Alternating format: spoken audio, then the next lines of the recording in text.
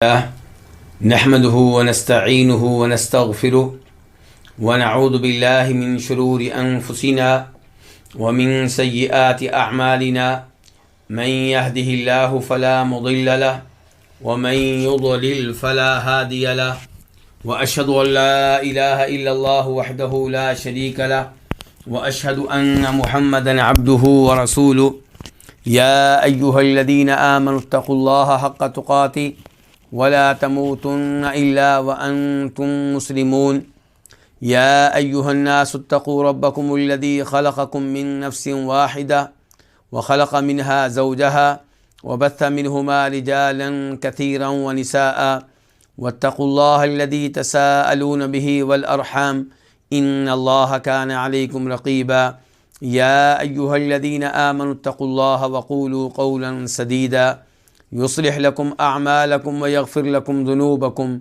ومن يطع الله ورسوله فقد فاز فوزا عظيما أما بعد فإن خير الحديث كتاب الله وخير الهدي هدي محمد صلى الله عليه وسلم وشر الأمور محدثاتها وكل محدثة بدعة وكل بدعة ضلالة وكل ضلالة في النار۔ آج ہم انہی احادیث پہ گفتگو جاری رکھیں گے جن کا تعلق منت ماننے سے ہے، نظر سے ہے۔ اور یہ احادیث ہم کس کتاب سے پڑھ رہے ہیں؟ یہ وہ کتاب ہے جس کا نام ہے الوافی بما فی الصحیحین۔ یہ کتاب صحیح بخاری اور صحیح مسلم کی احادیث پہ مشتمل ہے۔ کتاب کے مؤلف نے احادیث کو اس انداز سے جمع کیا ہے، اس انداز سے ترتیب دیا ہے کہ احادیث میں تکرار نہ ہو۔ احادیث کی تعداد تقریباً 2000 ہے اور اس کتاب کو 10 مقاصد میں تقسیم کیا گیا ہے، اور آج کل ہم تیسرا مقصد پڑھ رہے ہیں اور وہ ہے العبادات، یعنی کہ وہ احادیث جن کا تعلق عبادات سے ہے۔ اور اس تیسرے مقصد میں کئی ایک کتب ہیں، ان میں سے 15ویں کتاب ہم پڑھ رہے ہیں، اور یہ 15ویں کتاب ان احادیث سے تعلق رکھتی ہے جو احادیث قسم اور نظر وغیرہ سے تعلق رکھتی ہیں۔ اس کتاب کی دوسری فصل ہم پڑھ رہے ہیں۔ اس دوسری فصل میں کئی ایک ابواب ہیں، ان میں سے آج 5واں باب ہم پڑھیں گے۔ باب لا نظر فی معصیہ ولا فی ما لا یملک، کہ گناہ کے معاملے میں نظر ماننا درست نہیں ہے، ایسی نظر کو پورا کرنا درست نہیں ہے، اور نہ ہی وہ نظر درست ہے جو کسی ایسی چیز پہ ہو جس کا وہ مالک نہ ہو، جو نظر مان رہا ہے، جو منت مان رہا ہے۔ حدیث نمبر 991 اس حدیث کو اپنی کتاب میں جگہ دینے والے امام مسلم رحمہ اللہ ہیں۔ عن عمران بن حسین قال اسرت امرأۃ من الانصار، جناب عمران بن حسین رضی اللہ تعالیٰ عنہ سے روایت ہے، وہ کہتے ہیں کہ انصاریوں کی ایک عورت کو قیدی بنا لیا گیا۔ انصاریوں کی ایک عورت کو قیدی بنا لیا گیا، یعنی کہ یہ مسلمان خاتون ہیں، مشرکین نے حملہ کیا، اور اس حملے میں مسلمانوں میں سے اور وہ بھی انصاریوں میں سے ایک عورت کو انہوں نے پکڑ لیا اور ساتھ لے گئے اور اپنے پاس بطور قیدی رکھ لیا۔ یہ کون تھیں؟ امام ابو داؤد رحمہ اللہ اپنی سنن میں وضاحت کرتے ہیں کہ یہ جناب ابو ذر غفاری رضی اللہ تعالیٰ عنہ کی وائف تھیں، ان کی بیگم تھیں۔ بلکہ کئی علماء کرام نے ان کا نام بھی ذکر کیا ہے کہ ان کا نام لیلہ تھا۔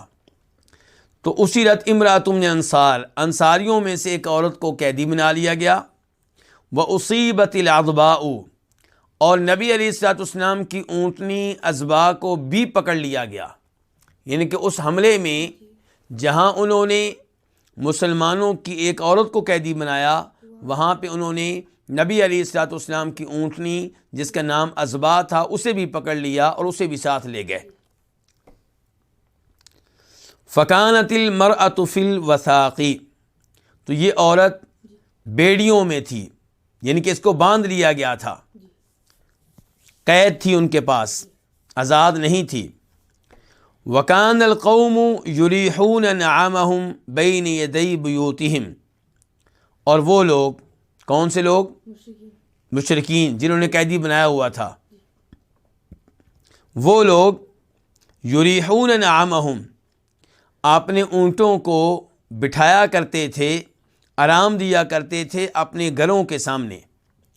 یعنی کہ سارا دن کام کاج کر کے جب اونٹ واپس آتے یا چارہ اپنا لینے کے بعد واپس آتے تو انہیں کہاں باندھا کرتے تھے؟ اپنے گھروں کے سامنے. تو وکان القوم یریحون نعامہم، تو لوگ اپنے اونٹوں کو آرام دیا کرتے تھے، انہیں بٹھایا کرتے تھے اپنے گھروں کے سامنے. فلتت ذات لیلۃ من الوثاق، یہ عورت کون سی؟ جو قیدی تھی، جو مسلمان تھی، یہ ایک رات قید سے بھاگ نکلی. قید سے بھاگنے میں وہ کامیاب ہو گئی. فلتت، وہ بھاگ نکلی، ذات لیلۃ، ایک رات، من الوثاق، قید سے اور بیڑیوں سے اس کی جان چھوٹ گئی. فاتت الابل، تو وہ اونٹوں کے پاس آئی. کون سے اونٹ؟ جو لوگوں کے گھروں کے سامنے بندھے ہوئے تھے.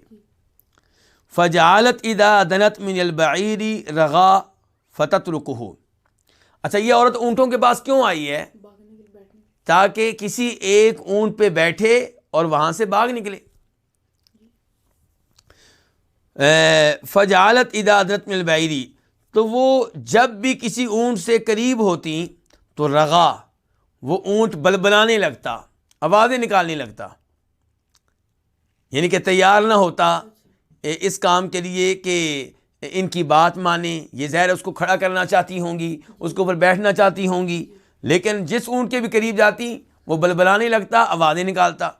فتترکہ، تو یہ اس اونٹ کو کیا کرتی؟ چھوڑ دیتی. حتی تنتہی الی العضباء، یہاں تک کہ یہ پہنچ گئیں عزبا اونٹنی کے پاس. عزبا کون سی اونٹنی؟ نبی علیہ الصلوۃ والسلام والی اونٹنی. تو اس کے پاس یہ پہنچ گئیں. فلم ترغو، تو اس اونٹنی نے آواز نہیں نکالی، یہ بلبلائی نہیں.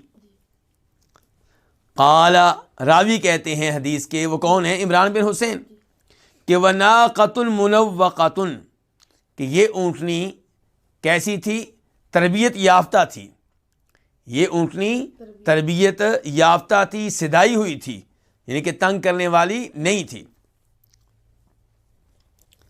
فقعدت فی عجوزها، تو یہ خاتون جو ابو ذر غفاری کی وائف ہیں، یہ بیٹھ گئیں فی عجوزها، اس کے پچھلے حصے میں. ثم زجرتها، پھر اس کو حرکت دی. زجرہ کا ویسے تو معنی ہوتا ہے ڈانٹنا، تو جب اونٹنی کو ڈانٹا جائے تو پھر معنی کیا ہوتا ہے؟ ان کو اس کو حرکت دینا تاکہ وہ تیز چلے. ثم زجرتها، پھر اس کو حرکت دی، یعنی کہ اس کو تیز چلنے کے لیے حرکت دی اور اس پہ اس کو آمادہ کیا. فانطلقت، تو وہ چل پڑی. اب یہ خاتون تنہا سفر کر رہی ہیں، تو کیا کسی مسلمان عورت کے لیے جائز ہے کہ وہ تنہا سفر کرے؟ جائز نہیں ہے. محرم کے بغیر سفر کرنا، ایک شہر سے دوسرے شہر جانا کسی بھی مسلمان عورت کے لیے جائز نہیں ہے. البتہ ایک شہر کے اندر ایک محلے سے دوسرے محلے میں وہ تنہا جا سکتی ہے جب کہ پیدل جا رہی ہو، اور اگر وہ گاڑی میں جا رہی ہے تو پھر گاڑی میں یعنی کہ یہ جائز نہیں ہے کہ وہ کسی غیر محرم کے ساتھ جائے اور گاڑی میں تنہائی ہو، گاڑی بند ہو، بند گاڑی میں وہ کسی مرد کے ساتھ، ڈرائیور کے ساتھ جا رہی ہو، تو یہ درست نہیں ہے. البتہ ڈرائیور آگے بیٹھا ہوا ہے، پیچھے 4-5 عورتیں بیٹھی ہیں پردے میں، یا آگے مرد بیٹھا ہے، ساتھ اس کے ایک اور مرد بیٹھا ہے، پیچھے عورتیں بیٹھی ہیں، تو اس میں کوئی حرج انشاءاللہ نہیں ہے. الا یہ کہ یہ مرد جو ہے اس کی حرکتیں ایسی ہوں کہ اس سے خطرہ محسوس ہو رہا ہو تو پھر اس کے ساتھ سفر نہیں کرنا چاہیے، پھر اس کے ساتھ ایک محلے سے دوسرے محلے میں بھی جانا نہیں چاہیے۔ جہاں تک سفر کا تعلق ہے وہ عورت کے لیے تبھی جائز ہوگا جب اس کے ساتھ اس کا خامد ہو یا کوئی نہ کوئی محرم ہو، ایسا مرد جس سے اس کا رشتہ کبھی بھی کسی بھی شکل میں نہ ہو سکتا ہو، جس پہ وہ ہمیشہ ہمیشہ کے لیے حرام ہو۔ تو لیکن اب سوال پیدا ہوتا ہے کہ پھر انہوں نے تنہا سفر کیوں کیا؟ یہ ہے حقیقی مجبوری۔ یہ کیا ہے؟ وہاں قید میں تھی تو کن کے پاس تھی؟ کافروں کے پاس تھی، تو وہاں کون سی محفوظ تھی؟ تو اب اپنے گھر آنا ہے اور ظاہر ہے کہ دشمن سے بھاگ رہی ہیں، تو اب یہاں پہ یہ تو نہیں ہوگا کہ دشمن کے پاس بیٹھ کے وہ انتظار کریں گے مجھے کو لینے کے لیے آئے گا۔ تو یہ ہے وہ حقیقی سفر، یہ ہے وہ حقیقی مجبوری کہ جب عورت محرم کے بغیر سفر کر سکتی ہے۔ فانطلقت، تو یہ چل نکلی اب، وَنَذِرُوا بِهَا، فانطلقت تو یہ اونٹنی جو ہے ان کو لے کے چل پڑی ہے، اور اب کیا ہوا؟ وَنَذِرُوا بِهَا، ان لوگوں کو ان کے بارے میں علم ہو گیا، ان کے یہ بھاگ گئی ہیں تو ان لوگوں کو کیا ہو گیا؟ علم ہو گیا۔ فَطَلَبُوهَا، تو انہوں نے ان کا تعاقب کیا، انہوں نے ان کو تلاش کیا۔ فَأَعْجَزَتْهُمْ، لیکن انہوں نے ان کو بے بس کر دیا، ان کی اتنا تیز چلی کہ وہ ان تک پہنچ نہیں سکے۔ قال، حدیث کے راوی کہتے ہیں وَنَظَرَتْ لِلَّهِ، کہ اس عورت نے اللہ کے لیے نظر مان لی، منت مان لی۔ ان نجاہ اللہ علیہ لتنہرنہا، اب نظر کیا مانی کہ اگر اللہ تعالیٰ نے انہیں اس اونٹنی پہ نجات دے دی، دشمن سے بچا لیا، لتنہرنہا، تو وہ لازمی طور پہ اس اونٹنی کو اللہ کی راہ میں ذبح کر دیں گی، نحل کر دیں گی۔ فلما قدمت المدینہ، جب یہ خاتون مدینہ پہنچیں، رآہ الناس، تو لوگوں نے ان کو دیکھ لیا۔ فقالوا، تو کہنے لگے العظباء ناقۃ رسول اللہ صلی اللہ علیہ وسلم، یہ تو عظبا اونٹنی ہے، نبی علیہ الصلوۃ والسلام کی اونٹنی۔ فقالت، تو وہ عورت کہنے لگی انہا نذرت، کہ وہ تو نظر مان چکی ہے، منت مان چکی ہے، کیا؟ کہ ان نجاہ اللہ علیہ، کہ اگر اللہ نے اسے اس اونٹنی کے ذریعے بچا لیا، اس اونٹنی پہ بیٹھے ہوئے نجات دے دی، لتنہرنہا، تو وہ لازمی طور پہ اس کو نہر کرے گی، اللہ کی راہ میں ذبح کرے گی۔ فَأَتَوْا رسول اللہ صلی اللہ علیہ وسلم، تو وہ لوگ نبی علیہ الصلوۃ والسلام کے پاس آئے، فَذَكَرُوا ذَلِكَ لَهُ، تو انہوں نے اس بات کا تذکرہ آپ سے کیا۔ کس بات کا تذکرہ؟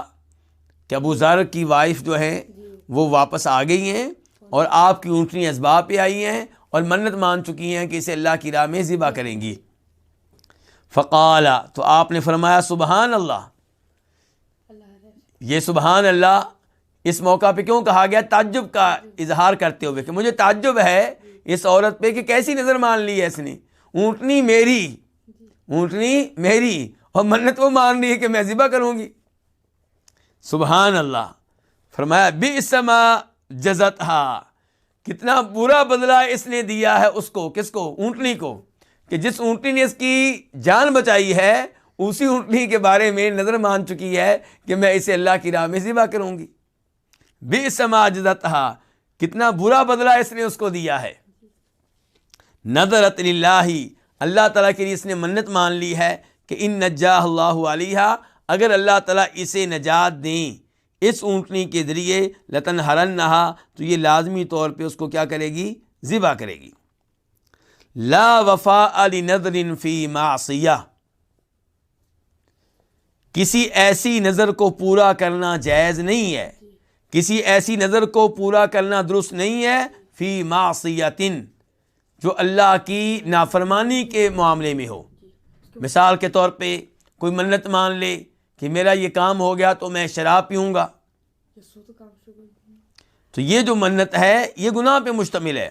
تو فرمایا لا وفاء لنذر فی معصیہ، ایسی نظر کو پورا کرنا جائز نہیں ہے جو گناہ کے معاملے میں ہو۔ ولا فی ما لا یملک العبد، اور نہ ہی اس نظر کو پورا کرنا جائز ہے جس نظر کا تعلق ایسی چیز سے ہو جس کا بندہ مالک ہی نہ ہو۔ یہاں پہ نبی علیہ الصلوۃ والسلام نے 2 اصول بیان کیے ہیں جن کا تعلق کس سے ہے؟ نظر سے ہے۔ نمبر 1، ایسی نظر کو پورا کرنے کی اجازت نہیں ہے جو گناہ پہ مشتمل ہو، جس کو پورا کریں تو اللہ کی نافرمانی کا ارتکاب ہوتا ہو۔ اور اس سلسلے میں دلیل کیا ہے؟ دلیل میں آپ کے سامنے رکھنا چاہوں گا۔ عبداللہ ابن عباس رضی اللہ تعالیٰ عنہما روایت کرتے ہیں کہ نبی علیہ الصلوۃ والسلام نے فرمایا النذر نذران، نظر 2 طرح کی ہوتی ہے، منت 2 طرح کی ہوتی ہے۔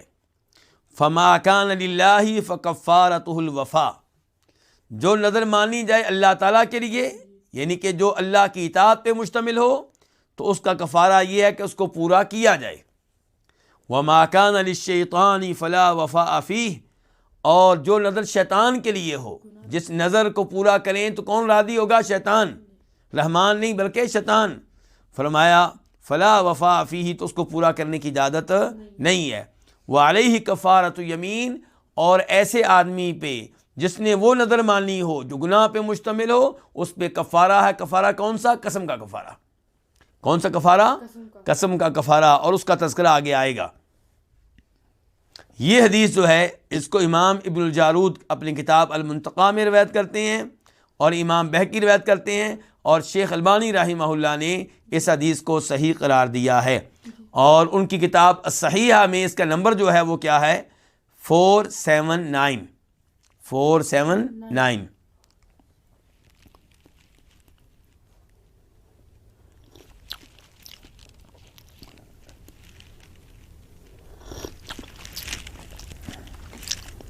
دوسرا اصول آپ نے کیا بیان کیا اس حدیث میں جس کا تعلق نظر سے ہے، منت سے ہے؟ وہ یہ کہ ولا فی ما لا یملک العبد، انسان کو ایسی نظر پوری کرنے کی اجازت نہیں ہے جس کا تعلق اس چیز سے ہو جس کے آپ مالک نہیں بلکہ کوئی اور مالک ہے۔ مثال کے طور پہ ایک آدمی منت مانتا ہے، اور منت اس نے یہ مانی ہے کہ میں وہ چیز اللہ کی راہ میں دوں گا، اس چیز کی تعیین کرتا ہے، تحدید کرتا ہے، اس چیز کی کیا کرتا ہے؟ تعیین کرتا ہے، تحدید کرتا ہے۔ مثال کے طور پہ کہتا ہے کہ اگر اللہ نے میرے مریض کو شفا دے دی تو میں فلاں آدمی کے کپڑے جو ہیں وہ اللہ کی راہ میں صدقہ کر دوں گا، اپنے کپڑے نہیں، کسی اور کے کپڑے۔ کہتا ہے اگر اللہ تعالیٰ نے میرا یہ کام کر دیا تو میں فلاں آدمی کا گھر اللہ کی راہ میں وقف کر دوں گا، فلاں آدمی کے گھر کو مسجد بنا دوں گا۔ تو کیا ایسا کرنا جائز ہے؟ بالکل غلط ہے۔ آپ کسی کے گھر اسے کیوں وقف کریں؟ کسی کے گھر کو مسجد کیوں بنائیں؟ اپنے گھر کو بنائیں۔ تو کسی اور کی چیز کے بارے میں منت مان لینا یہ جائز نہیں ہے، اور ایسی منت مان لی ہے تو اس کو پورا کرنا جائز نہیں ہے۔ البتہ اگر یہ کہا جائے کہ اگر میرا یہ کام ہو گیا تو میں اللہ کی راہ میں ایک گھر وقف کر دوں گا، تو ایسی منت کو پورا کیا جائے۔ آپ اپنا گھر وقف کریں یا ایک گھر خریدیں اور اللہ کی راہ میں وقف کریں، لیکن اگر آپ نے تحدید کر کے منت مانی تھی کہ فلاں آدمی کا گھر، تو ایسی منت کو پورا کرنے کی اجازت نہیں ہے، کیونکہ آپ اس کے گھر کے مالک نہیں ہیں۔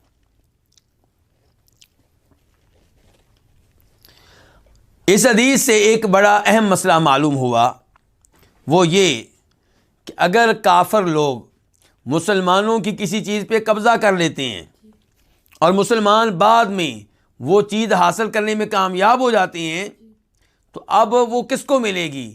کیا اس کو ملے گی جس نے کافروں سے دوبارہ وہ چیز چھینی ہے، واپس لی ہے، یا اس کو ملے گی جو اس کا حقیقی مالک ہے؟ تو جواب یہ ہے کہ اس کو ملے گی جو اس کا حقیقی مالک ہے۔ دیکھیں یہاں پہ یہ عورت ازبا اونٹنی لے کر آئی ہے، لیکن نبی علیہ السلام نے کیا فرمایا کہ تم اس منت کو پورا نہیں کر سکتی کیونکہ یہ تمہاری اونٹنی نہیں ہے، تم اس کی مالک نہیں ہو۔ تو یہیں سے آپ مسلمانوں میں بھی یہ اصول یعنی کہ لاگو کر سکتے ہیں اور وہاں پہ بھی آپ سمجھ سکتے ہیں۔ مثال کے طور پہ کچھ مسلمان کسی مسلمان کا سامان چوری کر کے لے گئے،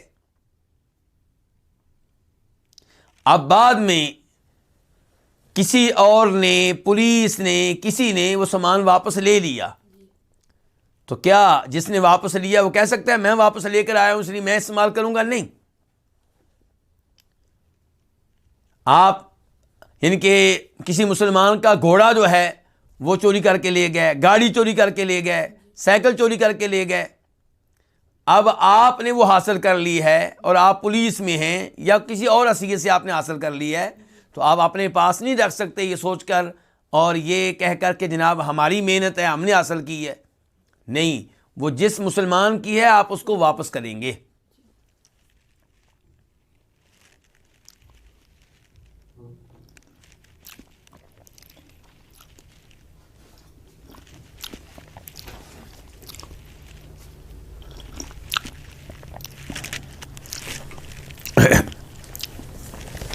اس کے بعد کیا ہے؟ وفی روایت لا نظر فی معصیت اللہ، اس حدیث کی ایک روایت میں یوں آتا ہے کہ اللہ کی معصیت میں نظر جو ہے وہ درست نہیں ہے، یعنی کہ نہ ایسی نظر ماننی چاہیے اور مان لی ہے تو اس کو پورا کرنے کی اجازت نہیں ہے، لیکن یہ پہلے گزارش کر چکا ہوں کہ اس شکل میں کفارہ ادا کیا جائے گا، اور اس بارے میں مزید گفتگو آگے آ رہی ہے۔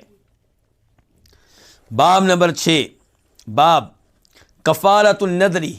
باب نمبر 6 کیا ہے؟ نظر کا کفارہ، یعنی کہ نظر مان لی ہے اور اس نظر کو پورا کرنا ممکن نہیں ہے کسی وجہ سے، تو اس کا کفارہ کیا ہے؟ حدیث نمبر 992 992 میم، اس حدیث کو روایت کرنے والے کون سے امام ہیں؟ امام مسلم۔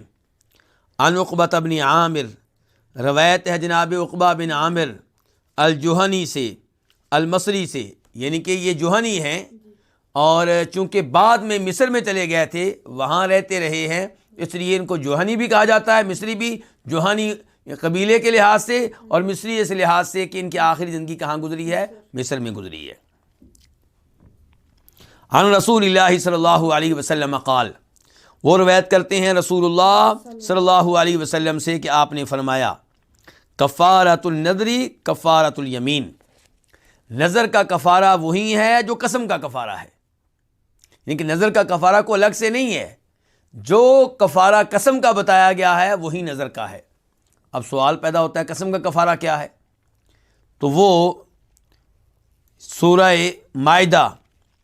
مائدہ آیت کا نمبر ہے 89، تو وہاں پہ اللہ تعالیٰ فرماتے ہیں لا یؤاخذکم اللہ باللغو فی ایمانکم ولکن یؤاخذکم بما عقدتم الایمان۔ اس کے بعد کہا فکفارتہ اطعام 10 مساکین من اوسط ما تطعمون اہلیکم او کسوتہم او تحریر رقبہ فمن لم یجد فصیام 3 ایام ذلک کفارۃ ایمانکم اذا حلفتم واحفظوا ایمانکم، کہ قسم کا کفارہ کیا ہے؟ 10 مسکینوں کو کھانا کھلانا۔ سوال پیدا ہوتا ہے کون سا کھانا؟ بہت مہنگا یا بہت سستا؟ اللہ تعالیٰ فرماتے ہیں وہ درمیانہ کھانا جو تمہارے گھر میں تیار ہوتا ہے، جو عام طور پہ تم اپنے بچوں کو کھلاتے ہو۔ او کسوتہم، یا 10 مسکینوں کو کیا لے کر دینا ہے؟ لباس۔ او تحریر رقبہ، یا پھر ایک غلام کو آزاد کرنا ہے۔ اب چونکہ غلام نہیں ملتے، لونڈیاں نہیں ملتی، اس لیے اس پہ عمل نہیں ہو سکے گا، لیکن یہ 2 چیزیں موجود ہیں کہ آپ 10 مسکینوں کو کھانا کھلائیں یا ان کو لباس لے کر دیں، اس میں آپ کو اختیار ہے، یہ کام کرنا چاہیں یہ کر لیں، وہ کرنا چاہیں وہ کر لیں، آپ جس کی استطاعت رکھتے ہیں جو آپ کے بس میں ہے کر لیں۔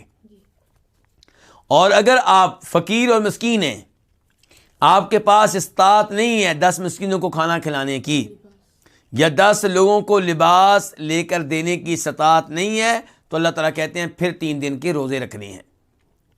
اور یہاں پہ نوٹ کیجئے گا روزوں کا نمبر پہلا نہیں ہے، پہلا نمبر کس کا؟ کھانا کھلانے کا۔ پہلا نمبر کیا ہے؟ 10 مسکینوں کو لباس لے کر دیں، وہ استطاعت نہ ہو تب 3 روزے رکھیں گے، اور پھر اللہ نے یہاں پہ یہ یعنی کہ وصیت بھی کی ہے، نصیحت بھی کی ہے، کہا اپنی قسموں کی حفاظت کرو، قسم اٹھا لی ہے تو اب اسے پورا کرو، لیکن اگر قسم توڑنی پڑ جائے تو اس کا کفارہ اللہ رب العزت نے بتا دیا ہے۔ تو یہاں پہ کیا کہا گیا حدیث میں کہ نظر کا کفارہ وہی ہے جو قسم کا کفارہ ہے، اور قسم کا کفارہ اس پہ گفتگو ہو چکی ہے۔ اب سوال یہ پیدا ہوتا ہے کہ نظر کا کفارہ کب واجب ہوگا؟ تو اس کی کئی صورتیں ہیں، کئی شکلیں ہیں۔ پہلی شکل کیا ہے؟ اگر کوئی آدمی یہ کہتا ہے منت مانتے ہوئے کہ اللہ تعالیٰ کو کے لیے، اللہ کو راضی کرنے کے لیے میرے ذمے ایک منت ہے، میرے ذمے ایک نظر ہے، لیکن طے نہیں کرتا، تحدید نہیں کرتا کہ کیا نظر ہے بھائی، کیا منت ہے، نہ کہتا ہے کہ روزے، نہ کہتا ہے صدقہ خیرات، نہ کہتا ہے غلام آزاد کرنا، بس جی اللہ کے لیے میرے ذمے ایک نظر ہے۔ تو اب اس کا کفارہ کیا ہوگا؟ اس کا کفارہ یہی ہے، قسم کا کفارہ۔ جس نے نظر مان لی لیکن نظر کی تحدید نہیں کی، طے نہیں کیا کہ کیا نظر ہے، اب وہ کفارہ کیا دے گا؟ قسم کا کفارہ دے گا۔ دوسرے نمبر پہ اگر کوئی شخص ایسی نظر مان لیتا ہے جس کو پورا کرنے کی استطاعت نہیں رکھتا تو اس کے ذمہ پھر کیا ہے؟ کفارہ ہے۔ اس کی ایک مثال وہی ہے جو اوپر گزری ہے کہ نظر مان لیتا ہے کہ میں فلاں آدمی کا گھر مسجد بنا دوں گا اگر اللہ نے مجھے شفا دے دی۔ آپ اس کے گھر کے مالک ہی نہیں ہیں، اب آپ اس نظر کو پورا نہیں کر سکتے تو کیا کریں گے؟ پھر آپ کفارہ دیں گے۔ کفارہ کون سا ہوتا ہے؟ قسم کا کفارہ۔ تیسری شکل کیا ہو سکتی ہے کہ کسی نے نظر مانی ہے وہ جو گناہ پہ مشتمل ہے، جیسا کہ کئی مسلمان عورتیں، اللہ ان کو ہدایت دے، یہ نظر مان لیتی ہیں کہ اگر اللہ نے مجھے بیٹا دیا تو میں فلاں بابا جی کی قبر پہ، دربار پہ حاضری دوں گی، اور میں وہاں پہ ایک بکرا ذبح کروں گی، اور میں پیدل جاؤں گی، اور میں وہاں پہ ڈانس کروں گی۔ اس قسم کی نظر مان لی جاتی ہے، تو یہ جو نظر ہے یہ گناہ پہ مشتمل ہے۔ قبر والے کے نام پہ بکرا ذبح کرنا یہ شرک ہے، اور واضح ترین شرک ہے۔ تو اس لیے ایسی نظر کو پورا کرنا جائز نہیں ہے۔ تو پھر کیا کیا جائے گا؟ کفارہ ادا کیا جائے گا، اور کفارہ کون سا ہوگا؟ وہی قسم والا کفارہ۔ اس حدیث کے ساتھ ہی ان احادیث پہ گفتگو مکمل ہوئی جن کا تعلق نظر سے تھا، اور جب نظر سے متعلقہ احادیث پہ گفتگو مکمل ہوئی تو اس کے ساتھ ہی 15ویں کتاب اپنے اختتام کو پہنچی، اور جب 15ویں کتاب اپنے اختتام کو پہنچی تو اس کے ساتھ ہی تیسرا مقصد العبادات بھی اپنے اختتام کو پہنچا، اور آج ہم نئے مقصد کا آغاز کریں گے، اور وہ چوتھا مقصد ہے، وہ کیا؟ احکام الاسرہ۔ اس میں وہ احادیث آئیں گی جن کا تعلق خاندانی نظام سے ہے، خاندان سے متعلق، فیملی قوانین، فیملی سے متعلقہ قوانین، فیملی سے متعلقہ احکام، خاندان سے متعلقہ احکام وغیرہ، یہ چیزیں اس میں آئیں گی۔ تو یہ چوتھا مقصد ہے۔ تو چوتھے مقصد کی پہلی کتاب الکتاب الاول النکاح، تو احکام الاسرہ، اس میں پہلی کتاب کون سی ہے؟ نکاح، اور اس میں پھر کئی فصلیں ہیں۔ الفصل الاول احکام النکاح، پہلی فصل کیا ہے؟ نکاح کے احکام، اور اس میں پہلا باب کیا ہے؟ الترغیب فی النکاح، نکاح کی ترغیب دینا، نکاح کی ترغیب دینا۔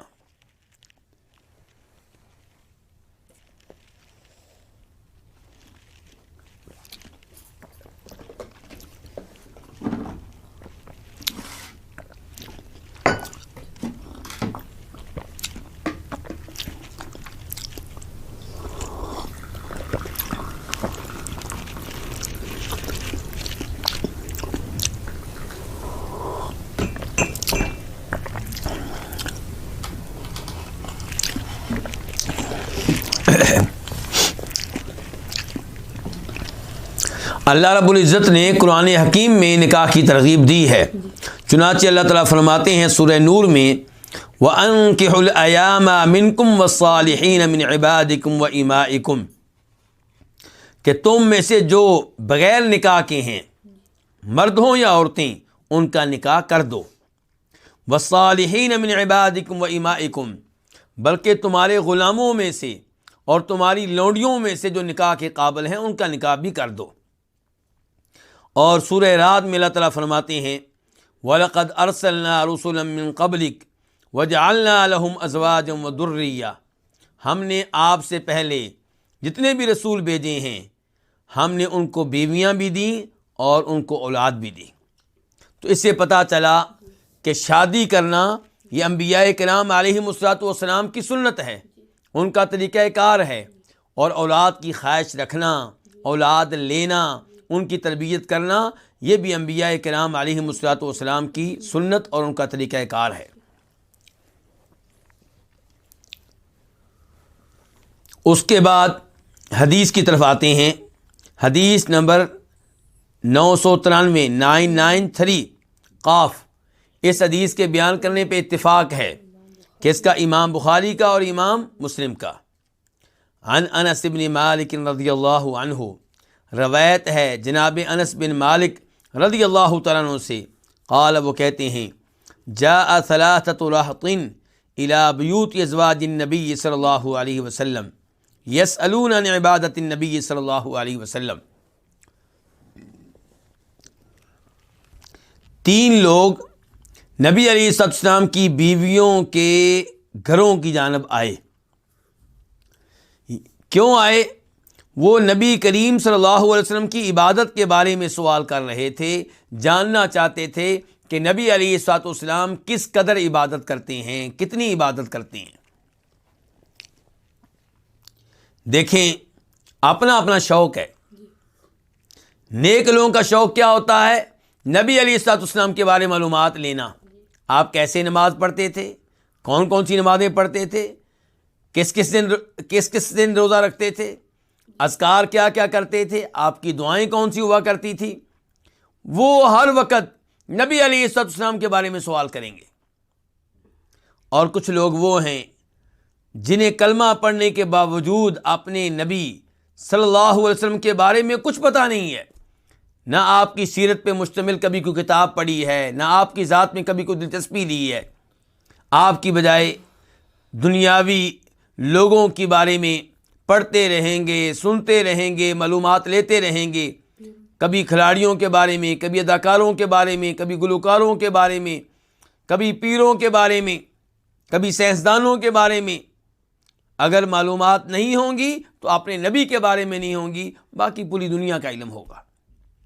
اور یہ افسوسناک صورتحال ہے، جبکہ نبی علیہ السلام کی احادیث پڑھنے سے، آپ کی ذات کے بارے میں معلومات لینے سے انسان کے ایمان میں اضافہ ہوتا ہے، انسان کا ایمان مضبوط ہوتا ہے، اسے طاقت ملتی ہے، اسے قوت ملتی ہے۔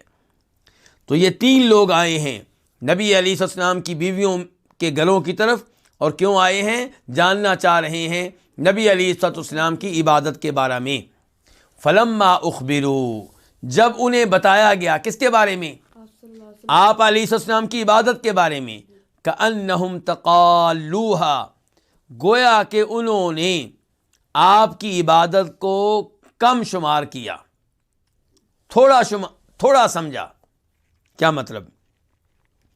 یعنی کہ انہوں نے یہ سمجھا کہ یہ عبادت ہمارے لحاظ سے تو کم ہے، یعنی کہ ہمیں تو بہت زیادہ عبادت کرنی چاہیے، آپ تو نبی ہیں، آپ تو بخشے بخشائے ہیں، آپ کا کوئی خطرہ نہیں ہے آپ کے بارے میں، تو اس لیے جس قدر آپ عبادت کرتے ہیں ہمیں اس سے کہیں زیادہ عبادت کرنی چاہیے۔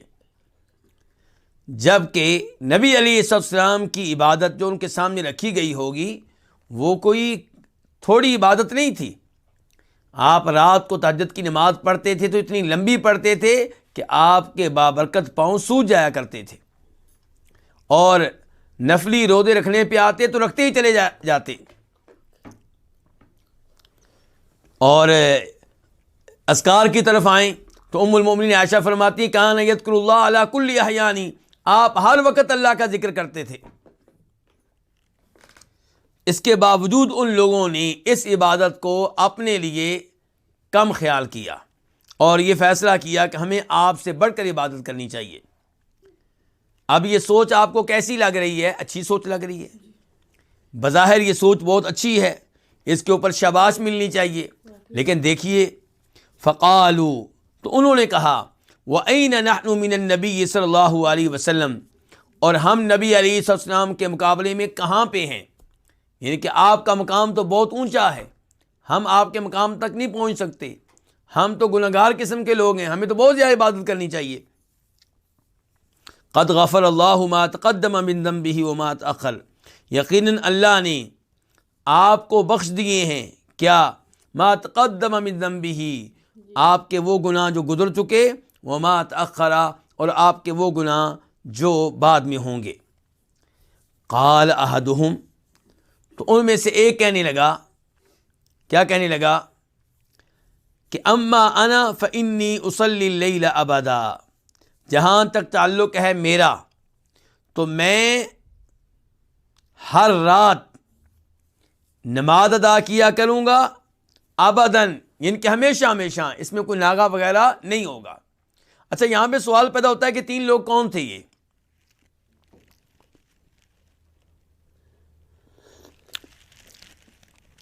اس بارے میں ایک روایت آتی ہے جو بہت پختہ تو نہیں ہے، لیکن بہرحال اسے امام عبدالرزاق اپنی حدیث کی کتاب میں لے کر آئے ہیں، اور سعید بن مسیب بیان کرتے ہیں، مرسل روایت ہے کہ یہ تین لوگ کون ہیں؟ جناب علی بن ابو طالب رضی اللہ تعالیٰ عنہ، ہمارے چوتھے خلیفہ، دوسرے نمبر پہ عبداللہ بن عمر بن عاص، تیسرے نمبر پہ عثمان بن مظعون۔ تو امید ہے کہ یہ تین لوگ تھے جنہوں نے نبی علیہ السلام کی عبادت کے بارے میں سوال کیا تھا۔ اب جب انہیں علم ہوا تو انہوں نے آپس میں کیا فیصلے کیے ہیں؟ پہلے آدمی نے فیصلہ سنایا ہے کہ میں ہر رات نماز پڑھا کروں گا، یعنی کہ پوری رات اللہ کی عبادت میں گزرے گی، نیند نہیں لیا کروں گا۔ وقال آخر، اور دوسرے کہنے لگے، انا اصوم الدہر ولا افطر، میں پوری زندگی روزے رکھوں گا، ولا افطر، اور افطار کبھی نہیں کروں گا، روزے میں ناغہ کبھی نہیں کروں گا۔ وقال آخر، اور ایک اور نے کہا، ان کے تیسرے نے کہا، انا اعتزل النساء، میں عورتوں سے علیحدگی اختیار کر لوں گا، فلا اتزوج ابدا، تو میں کبھی بھی شادی نہیں کروں گا۔ یعنی کہ تینوں لوگ سوچ رہے ہیں کہ اس انداز سے ہم اپنی عبادت میں اضافہ کر سکتے ہیں، اس انداز سے ہم اللہ کے بہت قریب ہو سکتے ہیں، اس انداز سے ہم اللہ تعالیٰ کو راضی کر سکتے ہیں۔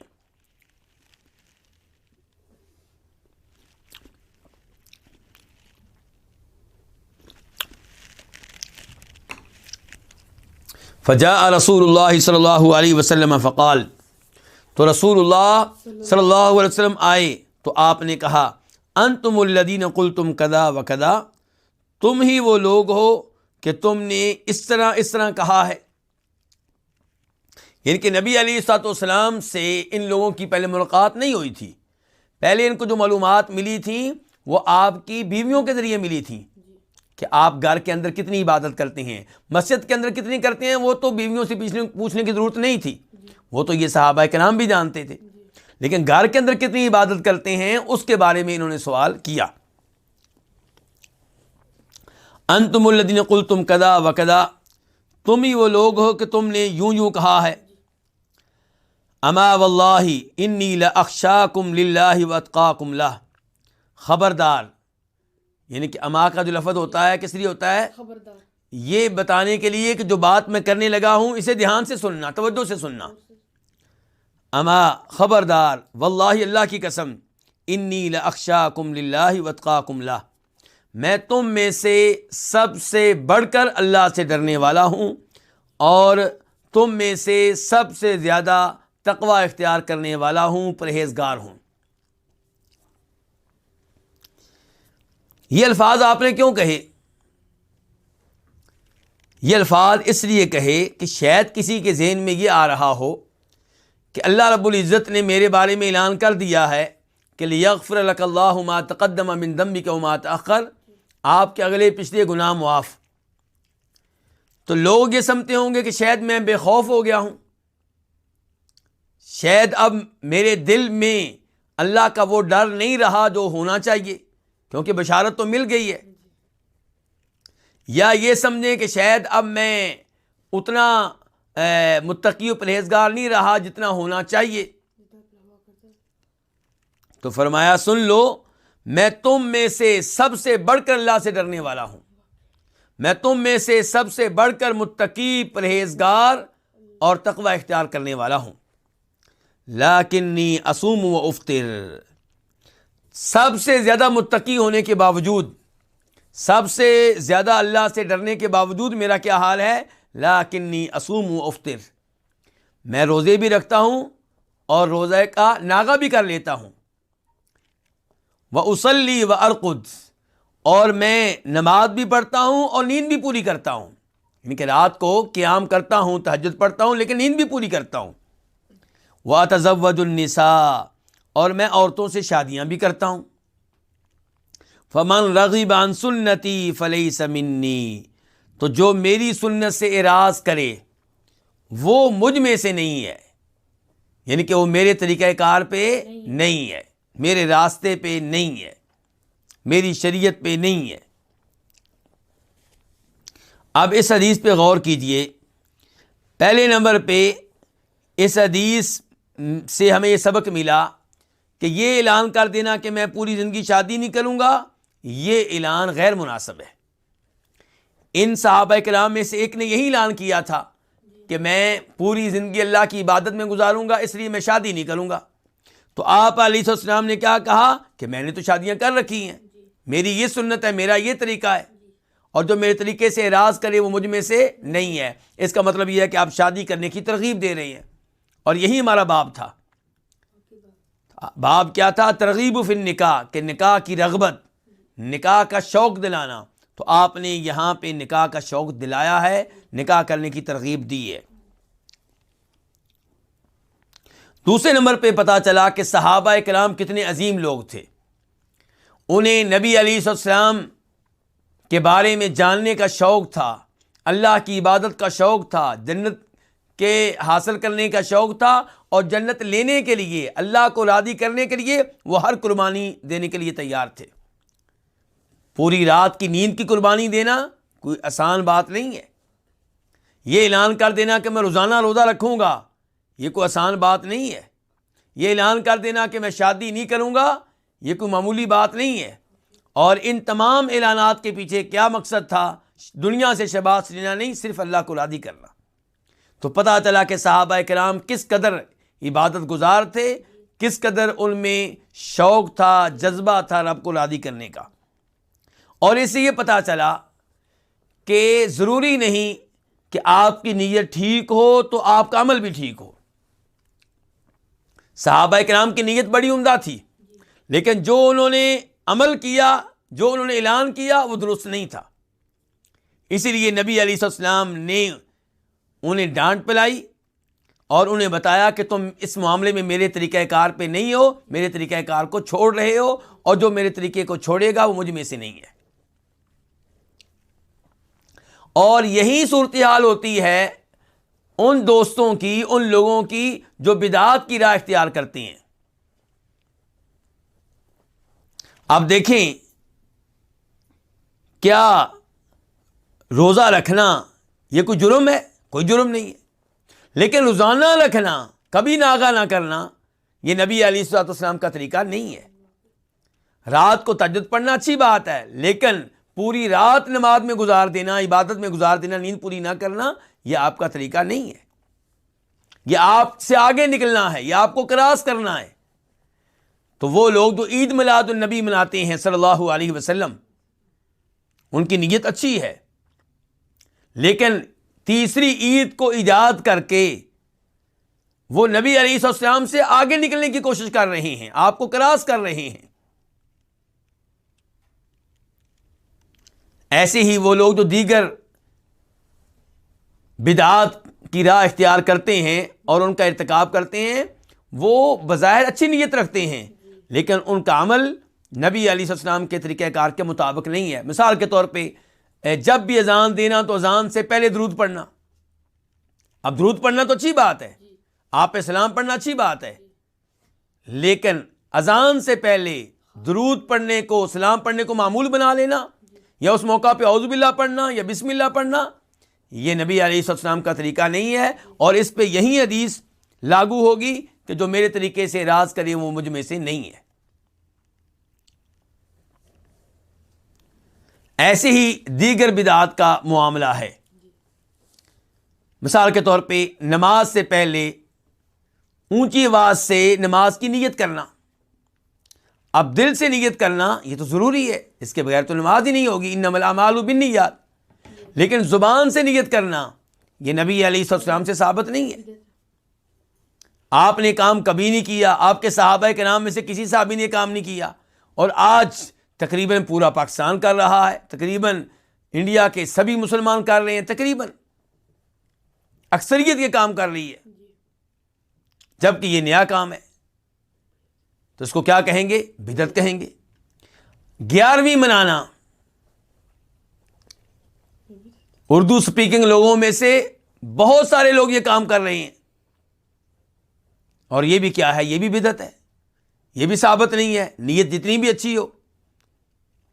تو اس لیے اس حدیث سے سبق حاصل کرنا چاہیے کہ کسی بھی عمل کے اللہ تعالیٰ کے ہاں قابل قبول ہونے کے لیے 2 شرطیں ہوتی ہیں۔ ایک یہ کہ عمل کرنے والے کی نیت اچھی ہو، مقصد اللہ کو راضی کرنا ہو، لوگوں سے شباش لینا ہو۔ دوسرے نمبر پہ وہ عمل نبی علیہ السلام سے ثابت ہو، آپ کی شریعت سے ثابت ہو، نیا کام نہ ہو، بدعت کی راہ نہ ہو۔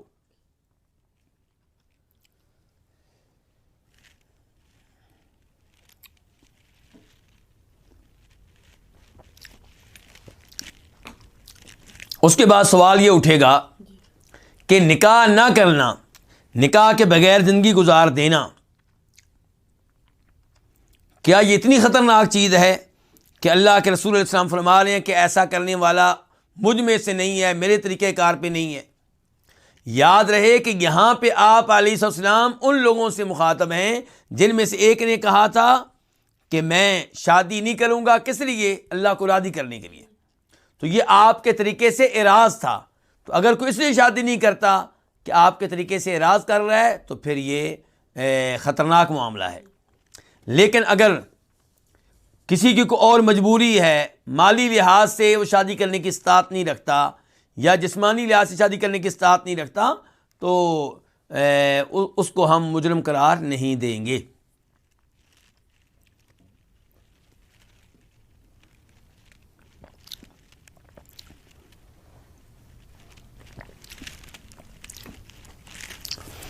اس کے بعد حدیث نمبر 994 994 قاف، اس حدیث کے بیان کرنے پہ اتفاق ہے کس کا؟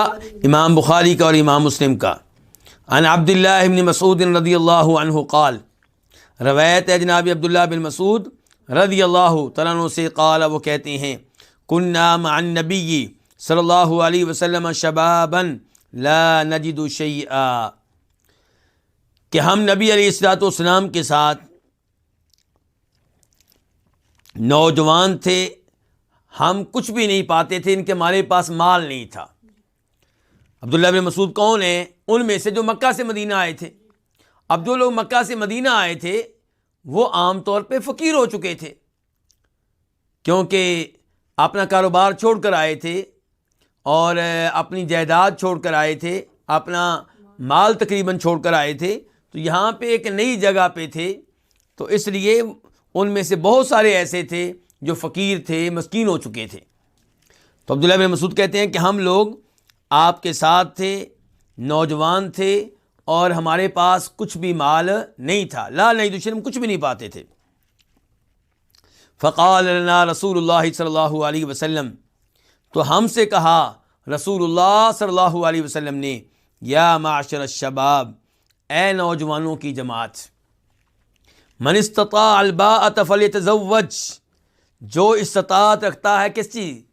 الباء، یعنی کہ شادی کے اسباب کی استطاعت رکھتا ہے، شادی کے لیے اس کے پاس مال وغیرہ موجود ہے، وسائل موجود ہیں، یعنی کہ جو شادی کے وسائل کی استطاعت رکھتا ہے، فلیتزوج، اس پہ واجب ہے کہ وہ شادی کرے۔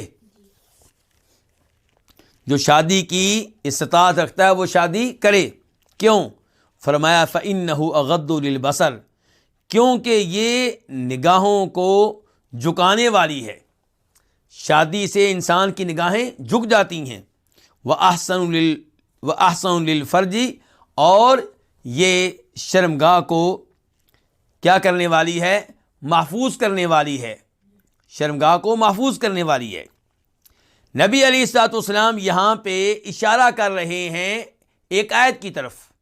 وہ آیت کون سی ہے؟ سورہ نور۔ اللہ تعالیٰ فرماتے ہیں قُل لِّلْمُؤْمِنِينَ يَغُضُّوا مِنْ أَبْصَارِهِمْ وَيَحْفَظُوا فُرُوجَهُمْ، کہ اے نبی علیہ الصلوۃ والسلام آپ مومنوں کو کہہ دیں کہ وہ اپنی نگاہیں جھکا کر رکھا کریں اور اپنی شرمگاہ کی حفاظت کریں۔ یعنی کہ غیر عورتوں کی طرف دیکھنا، ان چیزوں کی طرف دیکھنا جن کی طرف دیکھنا جائز نہیں ہے، تو یہ کام درست نہیں ہے۔ تو غیر عورتوں سے اپنی نگاہیں جھکا کر رکھیں، ان کی نگاہ غیر عورتوں پہ نہ پڑے۔ اگر انسان کی کبھی کسی غیر عورت پہ نگاہ پڑ جائے، اچانک اس کو معلوم نہیں تھا، تو وہ فوری طور پہ نگاہ ہٹائے۔ اس نگاہ کو کسی عورت پہ مسلسل رہنے دینا جبکہ غیر عورت ہو، یہ جائز نہیں ہے۔ اور ایسے ہی شرمگاہ کی حفاظت کرنی چاہیے۔ تو یہ قرآن نے حکم دیا ہے۔ تو آپ نوجوانوں سے کہہ رہے ہیں اے نوجوانوں، جو تم میں سے شادی کی استطاعت رکھتا ہے وہ شادی کرے۔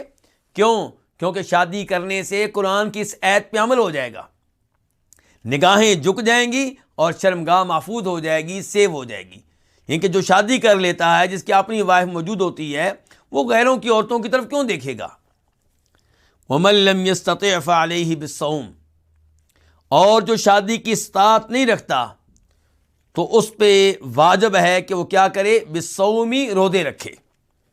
جو شادی کی استطاعت نہیں رکھتا فعلیہ بالصوم، وہ روزوں کو لازم پکڑ لے، روزوں کا جو عمل ہے اس کو اختیار کر لے، یعنی کہ کثرت سے نفلی روزے رکھا کرے۔ کیوں؟ فَإِنَّهُ لَهُ وِجَاءٌ، کیونکہ یہ جو نفلی روزے ہیں یہ شہوت کو توڑ دینے والے ہیں۔ جو نفلی روزے کثرت سے رکھتا ہوگا اس کی شہوت ٹوٹ جائے گی، وہ گناہ سے محفوظ رہے گا، وہ گناہ میں واقع نہیں ہوگا۔ اس حدیث میں میرے لیے، دوسرے نوجوانوں کے لیے عبرت ہے کہ شریعت چاہتی ہے کہ آپ گناہ سے بچ جائیں اور ایسے اسباب کو اختیار کریں جو اسباب آپ کو گناہ سے بچا لیں۔ مثال کے طور پہ آپ شادی کر لیں، شادی نہیں کر سکتے تو کیا کریں؟ کثرت سے نفلی روزے رکھا کریں۔ لیکن افسوس سے کہنا پڑتا ہے کہ آج کا نوجوان ان اسباب کو اختیار کرنے کی بجائے جو گناہ سے بچاتے ہیں، ان اسباب کی طرف بھاگ کر جا رہا ہے جو گناہ میں مبتلا کر دینے والے ہیں۔ اور اللہ تعالیٰ نے کہا تھا وَلَا تَقْرَبُوا الزِّنَا، زنا کے قریب بھی نہ جاؤ، یعنی کہ اس راستے کی طرف جانے کی اجازت نہیں ہے، اس راستے پہ چلنے کی اجازت نہیں ہے جو راستہ بالآخر گناہ کی طرف لے کر جائے گا۔ فیس بک پہ، واٹس ایپ پہ، ٹویٹر کے ذریعے لڑکیوں کو دوست بنانا اور ان سے مزاحیہ باتیں کرنا اور یعنی کہ ان کے ساتھ بار بار گفتگو کرنا بغیر کسی مجبوری کے، بغیر کسی ضرورت کے، ہنسی مزاح لطیفے، یہ چیزیں انسان کو آہستہ آہستہ گناہ میں واقع کر دیتی ہیں، یہ چیزیں انسان کو آہستہ آہستہ گناہ میں مبتلا کر دیتی ہیں۔ اس لیے والدین کی ذمہ داری ہے کہ اپنے بچوں کو گناہ سے بچائیں۔ نوجوان بچوں کو جن کی بھی شادیاں نہیں ہوئیں، ان کو نیٹ کا موبائل لے کر دینا اور نگرانی نہ کرنا، یہ نہایت خطرناک ہے۔ والدین کو چاہیے کہ اپنی ذمہ داری کا احساس کریں۔ اللہ تعالیٰ فرماتے ہیں یا ایھا الذین آمنوا قوا انفسکم واہلیکم نارا، اے ایمان والو اپنے آپ کو اور اپنے گھر والوں کو اس آگ سے بچا لو جس کا ایندھن لوگ ہوں گے اور پتھر ہوں گے۔ تو اس حدیث کا مفہوم بہرحال کیا ہوا کہ یہاں پہ بھی آپ نے شادی کی ترغیب دی ہے اور یہ بتایا ہے کہ شادی کے ذریعے انسان کی نگاہیں محفوظ ہو جاتی ہیں، شرمگاہ محفوظ ہو جاتی ہے، اور پھر کہا کہ اگر شادی کی استطاعت آپ نہیں رکھتے، آپ کے پاس اتنا مال نہیں ہے، تو پھر کیا کریں؟ پھر کثرت سے نفلی روزے رکھا کریں۔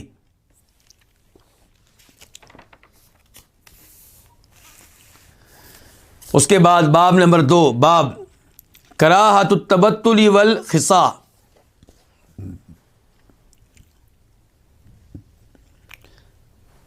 مجرد رہنا یعنی کہ وائف کے بغیر رہنا، بیگم کے بغیر رہنا، اور خصی ہو جانا، یہ دونوں چیزیں جو ہیں یہ مکروہ ہیں، ناپسندیدہ ہیں، شریعت نے ان کو پسند نہیں کیا۔ حدیث نمبر 995 995 قاف، اس حدیث کے بیان کرنے پہ اتفاق ہے امام بخاری کا اور امام مسلم کا۔ عن سعد بن ابی وقاص، روایت ہے جناب سعد بن ابو وقاص رضی اللہ تعالیٰ عنہ سے، عشرہ مبشرہ میں سے ہیں۔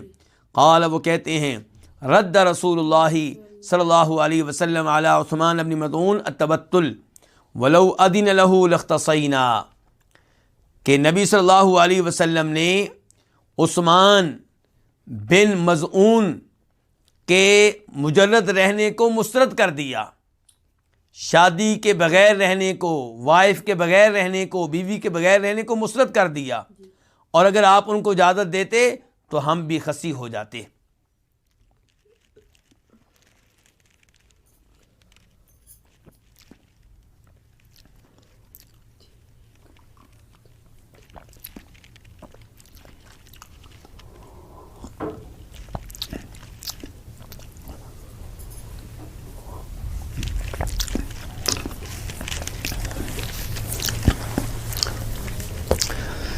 عثمان بن مظعون رضی اللہ تعالیٰ عنہ نے نبی علیہ السلام سے اجازت مانگی کہ میں شادی کے بغیر رہنا چاہتا ہوں، میں نکاح کے بغیر رہنا چاہتا ہوں۔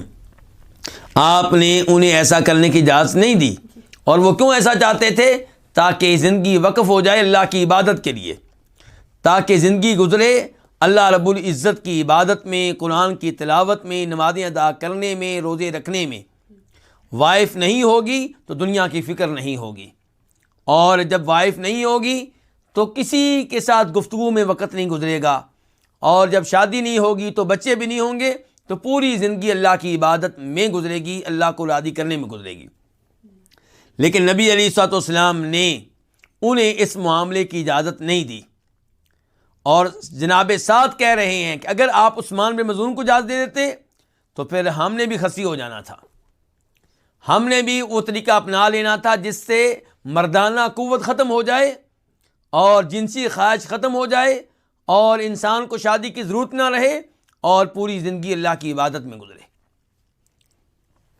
تو اس سے پتہ چلا دین اسلام اعتدال پہ مبنی دین ہے۔ اس میں نہ یہ ہے کہ آپ رب کو بھول جائیں، دین کو بھول جائیں، نمازوں کو بھول جائیں، اور دنیا آپ کا سب کچھ بن جائے، صبح و شام آپ کی سوچ دنیا کے ارد گرد گھومتی ہو۔ اور نہ ہی اسلام یہ پسند کرتا ہے کہ عیسائیوں کی طرح مسلمان دنیا سے بالکل لا تعلق ہو جائیں، نکاح سے لا تعلق ہو جائیں، شادی بیاہ کو چھوڑ دیں اور رہبانیت اختیار کر لیں۔ اسلام ان دونوں کے مابین ہے کہ اللہ کا حق بھی ادا کریں، بندوں کا حق بھی ادا کریں، والدین کا بھی خیال رکھیں، بیوی بچوں کا بھی خیال رکھیں۔ تو اس لیے ان دونوں چیزوں کو لے کر چلنا ہے، اور یہی یعنی کہ انسان کا کمال ہے کہ وہ شادی بھی کرے، اس کے بچے بھی ہوں، بچے بھی لے، اور پھر بھی اللہ رب العزت کے واجبات کو ادا کرے، اور جن چیزوں کو اللہ نے حرام قرار دیا ہے ان سے دور رہے۔ اور اس حدیث سے یہ بھی اندازہ ہوا کہ ایسے لوگوں کی تعریف کرنا جو دنیا کو بالکل ترک کر دیں اور نکاح سے دور رہیں، اور اس کو وہ سمجھیں کہ ہم نے خیر کا کام کیا ہے، تو یہ کوئی مناسب بات نہیں ہے۔ البتہ اس میں کوئی شک و شبہ نہیں ہے، کئی ایسے علماء کرام گزرے ہیں جن کو شادی کا موقع نہیں مل سکا، علم میں اتنے مصروف رہے کہ ان کو شادی کا موقع نہیں مل سکا، لیکن وہ لوگوں کو شادی کی ترغیب دیتے تھے، وہ شادی کرنے کے قائل تھے، وہ نکاح کے قائل تھے، وہ شریعت سے بغاوت کرنے والے نہیں تھے۔ باب نمبر 3، باب فاظفر بذات الدینی، دین والی کے ساتھ نکاح کر کے کامیابی کو اپنا لو۔ یہ باب جس جملے کو بنایا گیا ہے، یہ جملہ دراصل حدیث کا جملہ ہے جو ابھی ہم پڑھنے والے ہیں۔ حدیث کا نمبر کیا ہے؟ 996، 996 قاف۔ اس حدیث کے بیان کرنے پہ اتفاق ہے کس کا؟ امام بخاری کا اور امام مسلم کا۔ عن ابی ہریرہ رضی اللہ عنہ عن النبی صلی اللہ علیہ وسلم قال تنکح المرأة لأربع لمالها ولحسبها وجمالها ولدینها فاظفر بذات الدین تربت یداک۔ جناب ابو ہریرہ رضی اللہ تعالیٰ عنہ سے روایت ہے، وہ روایت کرتے ہیں نبی صلی اللہ علیہ وسلم سے کہ آپ نے فرمایا کسی بھی عورت سے نکاح کیا جاتا ہے 4 خصلتوں کی وجہ سے، 4 اسباب کی بنیاد پہ، یعنی کہ 4 اسباب ہوتے ہیں، 4 خوبیاں ہوتی ہیں جن میں سے کسی ایک کی وجہ سے یا 2 کی وجہ سے یا 3 کی وجہ سے یا 4 کی وجہ سے کسی عورت سے نکاح کیا جاتا ہے۔ وہ کیا ہے؟ فرمایا لمالہا، اس عورت کے مال کی وجہ سے، ولحسبہا، اور اس کے حسب و نسب کی وجہ سے، اعلیٰ خاندان کی وجہ سے، وجمالہا، اور اس کے حسن و جمال کی وجہ سے، ولدینہا، اور اس کے دین کی وجہ سے، فاظفر بذات الدین تربت یداک، دیندار لڑکی کو حاصل کر کے کامیابی لو، تمہارے دونوں ہاتھ خاک آلود ہوں۔ پہلے تو یہ مسئلہ حل کر لیں کہ تمہارے دونوں ہاتھ خاک آلود ہوں، کیا آپ نے یہ بد دعا دی ہے اپنے صحابی کو؟ تو اس سوال کا جواب یہ ہے کہ اس جملے کا معنی تو یہی ہے کہ تمہارے دونوں ہاتھ خاک آلود ہوں، یعنی کہ تم ذلیل ہو جاؤ، رسوا ہو جاؤ۔ لیکن عرب لوگ یہ الفاظ استعمال کرتے تھے اور اس کے معنی کو مراد نہیں لیتے تھے، یوں سمجھیں کہ ان کا یہ تقیہ کلام تھا، یعنی کہ یہ الفاظ استعمال کرتے ہوئے وہ اس کا معنی مراد نہیں لیتے تھے۔ اس کے بعد نبی علیہ الصلوۃ والسلام نے بتا دیا کہ ہمارے معاشرے میں لوگ کن وجوہات کی بنیاد پہ لڑکی کا انتخاب کرتے ہیں، لڑکی کا انتخاب کرتے ہوئے کس چیز کو مد نظر رکھتے ہیں۔ آپ نے فرمایا یا مال کو مد نظر رکھتے ہیں، یا لڑکی کے خاندان کو، یا اس کے حسن و جمال کو، یا اس کے دین کو۔ فرمایا اب اے میرے مخاطب، اے میرے صحابی، تو نے شادی کرتے ہوئے کون سے سبب کو مد نظر رکھنا ہے؟ فرمایا دین کو، اس لڑکی کو حاصل کرنا ہے جو دیندار ہو، دین کے اوپر ہو، دین کا علم رکھتی ہو، دین پہ عمل کرنے والی ہو، اور آج کی زبان میں یعنی کہ قرآن کی مثال کے طور پہ حافظہ ہو، دین کی عالمہ ہو، توحید کے اوپر ہو، نبی علیہ الصلوۃ والسلام کی احادیث کا علم رکھتی ہو، قرآن کا ترجمہ پڑھی ہوئی ہو، قرآن کی تفسیر پڑھی ہوئی ہو، تو ایسی لڑکی کا انتخاب کرنا چاہیے اگر آپ کامیابی چاہتے ہیں، دنیا کے لحاظ سے بھی اور آخرت کے لحاظ سے بھی۔ اس کے ساتھ ساتھ، دین کے ساتھ ساتھ، اگر لڑکی کے پاس مال بھی ہے تو اچھی بات ہے، اگر دین کے ساتھ ساتھ وہ اعلیٰ خاندان سے تعلق رکھتی ہے اچھی بات ہے، اگر دین کے ساتھ ساتھ وہ حسین و جمیل بھی ہے تو اچھی بات ہے۔ لیکن آپ صرف مال کی طرف دیکھیں اور دین اس کے پاس نہ ہو، یہ افسوسناک بات ہے، یہ افسوسناک بات ہے، اس سے آپ خطرے میں پڑ جائیں گے۔ ایسی لڑکی کو لے کر جس کے پاس دین نہیں ہے لیکن مال ہے، ایسی لڑکی کو لے کر جس کا خاندان اعلیٰ ہے لیکن دین اس کے پاس نہیں ہے، ایسی لڑکی کو لے کر جو حسین و جمیل ہے لیکن دین اس کے پاس نہیں ہے، مثال کے طور پہ لڑکی کفر و شرک کا ارتکاب کرنے والی ہے، یا وہ سرے سے مسلمان نہیں ہے، عیسائی لڑکی ہے، یہودی لڑکی ہے، اگرچہ عیسائیوں سے، یہودیوں سے شادی کرنے کی اجازت ہے، یعنی کہ عیسائی لڑکی سے، لڑکے سے نہیں، عیسائی لڑکی اور یہودی لڑکی سے شادی کرنے کی اجازت ہے، اس شرط کے ساتھ کہ وہ لڑکی پاک دامن ہو۔ یہ قرآن نے شرط لگائی ہے۔ آج کل لوگ یہ تو ذہن میں رکھتے ہیں کہ اسلام نے یہودی اور عیسائی لڑکی سے شادی کرنے کی اجازت دی ہے، لیکن یہ بھول جاتے ہیں کہ اسلام نے کہا کہ وہ لڑکی پاک دامن ہو۔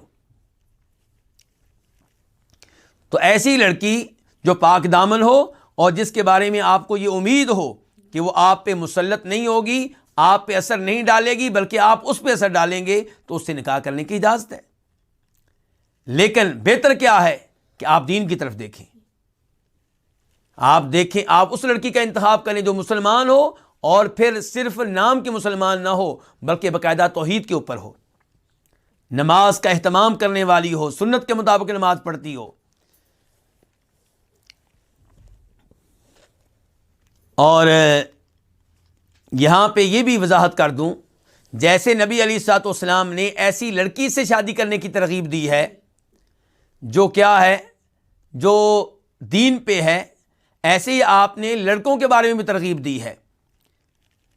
آپ علیہ الصلوۃ والسلام فرماتے ہیں، اور غالباً یہ روایت ترمذی میں آئی ہے اور صحیح حدیث ہے، کہ جب تمہارے پاس رشتہ لینے کے لیے کوئی ایسا لڑکا آئے جس کا دین بھی آپ کو پسند ہے، جس کا اخلاق بھی آپ کو پسند ہے، تو اس کو رشتہ دے دیں۔ اگر تم لوگ ایسا نہیں کرو گے تو زمین میں فتنہ و فساد ہوگا۔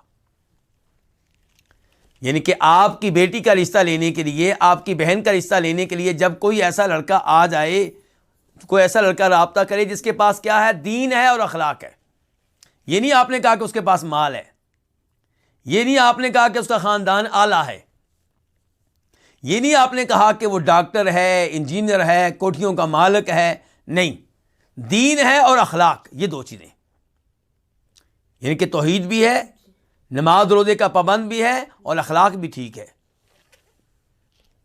تو فرمایا اس کو پھر اپنی بیٹی کا نکاح دے دو، بہن کا نکاح دے دو۔ تو یہ دین کا آپ دیکھیں کہ دین کی کتنی اہمیت ہے۔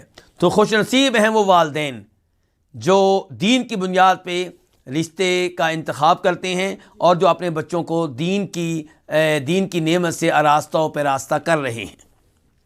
اس کے بعد حدیث نمبر 997 عن عبداللہ بن عمرو ان رسول اللہ صلی اللہ علیہ وسلم قال الدنیا متاع وخیر متاع الدنیا المرأة الصالحہ۔ یہ وہ حدیث ہے جس کو امام مسلم نے روایت کیا ہے، اور روایت ہے جناب عبداللہ بن عمرو بن عاص رضی اللہ تعالیٰ عنہما سے، بے شک رسول اللہ صلی اللہ علیہ وسلم نے فرمایا الدنیا متاع، دنیا جو ہے یہ ساز و سامان ہے، اس دنیا میں جو کچھ ہے یہ عارضی ہے۔ یہ کیا ہے؟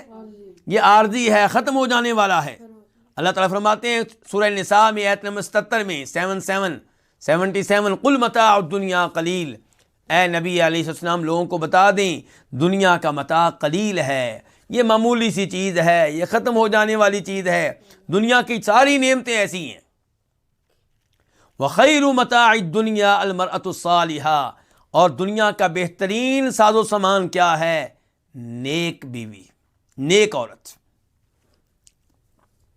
دنیا کے ساز و سامان میں سے آپ نے سب سے اچھی چیز مکان کو قرار نہیں دیا، سب سے اچھی چیز آپ نے گھوڑے کو اور اونٹنی کو قرار نہیں دیا، گاڑی کو قرار نہیں دیا۔ فرمایا دنیا میں جتنی نعمتیں ہیں، ان نعمتوں میں سے سب سے اچھی نعمت یہ ہے کہ آپ کو نیک بیوی مل جائے۔ تو اس سے آپ اندازہ لگائیے کہ لڑکی تلاش کرتے ہوئے آپ کا معیار کیا ہونا چاہیے، آپ کی پہلی ترجیح کیا ہونی چاہیے کہ مجھے وہ لڑکی ملے جس کے پاس دین ہو، اس کے ساتھ ساتھ حسین و جمیل ہو، الحمدللہ، اس کے ساتھ ساتھ وہ اعلیٰ خاندان سے تعلق رکھتی ہے، الحمدللہ، اس کے ساتھ ساتھ اس کے پاس مال ہے، الحمدللہ۔ اور نیک بیوی کون سی ہے اس کے بارے میں بھی کچھ آپ نے بتایا ہے۔ ایک حدیث میں آپ نے فرمایا نیک بیوی وہ ہے جس کی طرف آپ دیکھیں تو آپ کو خوش کر دے، یعنی کہ آپ اس کی طرف دیکھیں تو اس کی آگے سے صورتحال ایسی ہو، اس کا رویہ آگے سے ایسا ہو، اس کا اخلاق آگے سے ایسا ہو کہ آپ خوش ہو جائیں اور آپ کی پریشانیاں دور ہو جائیں۔ آپ اگر غصے میں تھے تو آپ کا غصہ جاتا رہے، اور فرمایا وہ پھر آپ کی اطاعت کرے، جو آپ آرڈر دیں وہ مانے، یہ ہے نیک بیوی۔ اور تیسرے نمبر پہ فرمایا نیک بیوی کی صفات میں سے یہ ہے کہ وہ آپ کی اور آپ کے گھر کی، آپ کے بچوں کی حفاظت کرے، یعنی کہ آپ کے مال کا خیال رکھے، آپ کے اولاد کا خیال رکھے، آپ کے گھر کا خیال رکھے۔ اس کے بعد باب نمبر 4، باب الکفاءۃ فی الدین، دین میں ہم پلہ ہونا.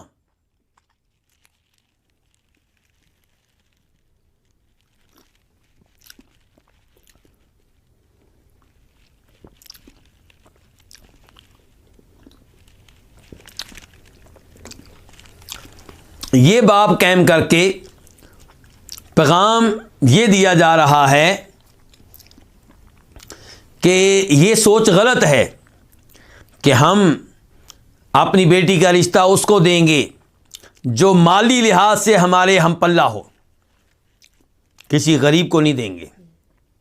یا ہم اپنی بیٹی کا رشتہ اس کو نہیں دیں گے جو برادری کے لحاظ سے ہمارے ہم پلہ نہ ہو. ہم اس کو رشتہ دیں گے جو ہماری برادری سے تعلق رکھتا ہو. ہم راجپوت ہیں وہ راجپوت ہو، ہم ڈوگر ہیں وہ ڈوگر ہو، ہم سید ہیں وہ سید ہو.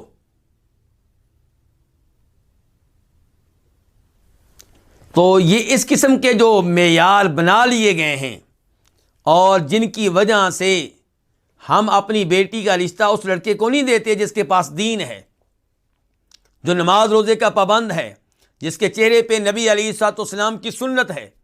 ہمیں پسند بھی آ جاتا ہے لیکن کیوں نہیں دیتے؟ کہ لوگ باتیں کریں گے، اس کا تو خاندان کوئی ہمارے معاشرے میں اچھا نہیں سمجھا جاتا، تو یہ مناسب نہیں رہے گا. تو یہاں پہ دیکھیے حدیث کیا ہے، 998 998 خا. اس حدیث کو روایت کرنے والے کون ہیں؟ امام بخاری.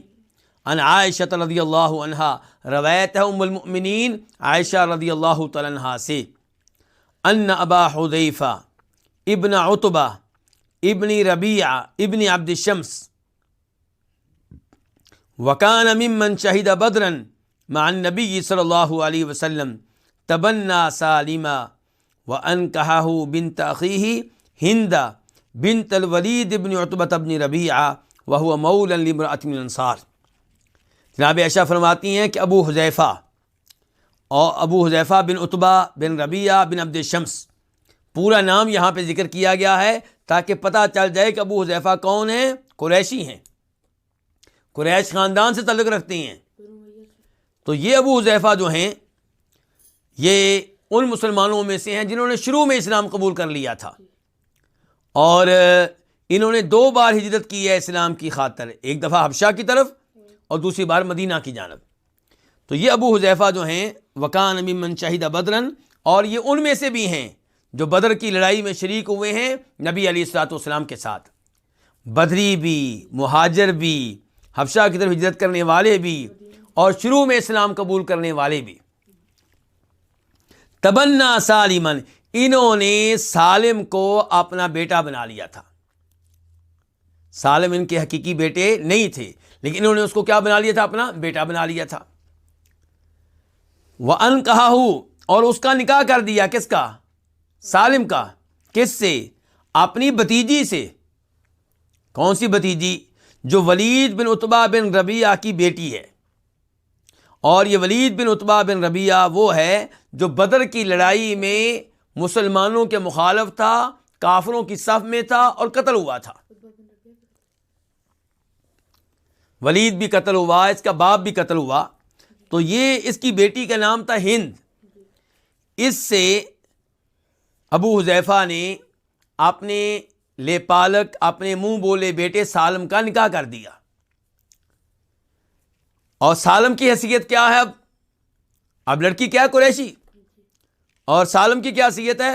وَهُوَ مَوْلًا لِامْرَأَةٍ مِّنَ الْأَنصَارِ، وہ انصاریوں کی ایک عورت کے آزاد کردہ غلام تھے. اندازہ کیجئے، آزاد کردہ غلام. اس سے انہوں نے نکاح کر دیا کس کا؟ اپنی بھتیجی کا. تو پتہ چلا اصل چیز کیا ہے؟ دین، توحید. آپ یہ دیکھیں کہ یہ لڑکی نماز پڑھتی ہے کہ نہیں پڑھتی، توحید پہ ہے یا نہیں، پردہ کرتی ہے یا نہیں، لڑکا ہے تو نماز پڑھتا ہے کہ نہیں پڑھتا، جن چیزوں کو شریعت نے حرام قرار دیا ہے ان سے بچنے کی کوشش کرتا ہے یا نہیں کرتا. یہ دیکھا جائے گا. باقی جہاں تک تعلق ہے مال کا، تو آج جس کے پاس مال ہے ہو سکتا ہے کل غریب اور فقیر ہو جائے، اور جو آج مسکین طالب علم ہے مدرسے کا، جس کو آپ بیٹی کا رشتہ دے رہے ہیں، ہو سکتا ہے کل وہ امیر ہو جائے۔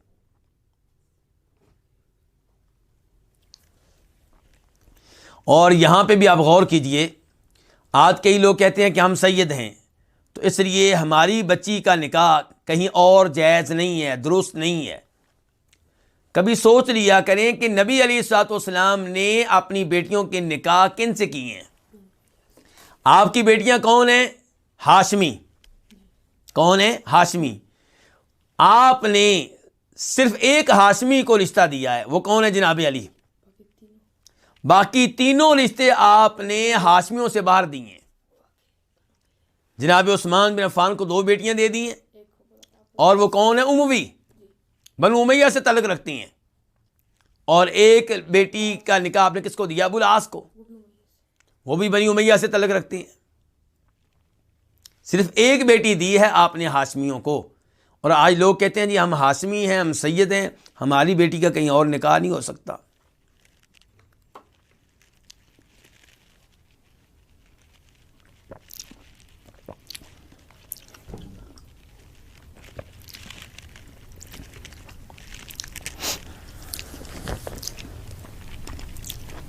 اور پھر آپ یہ دیکھیں کہ زینب بنت جحش کون ہے؟ قریشی ہیں۔